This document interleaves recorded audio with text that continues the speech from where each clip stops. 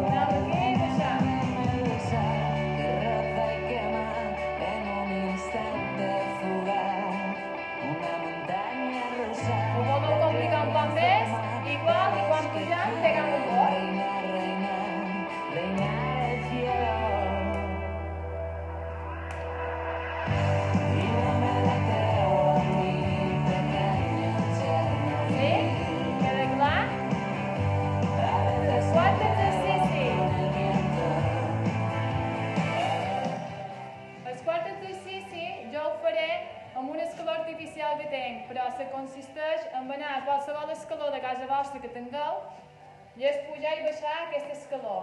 Jo aquí no tinc cap escaló i ho he de fer així.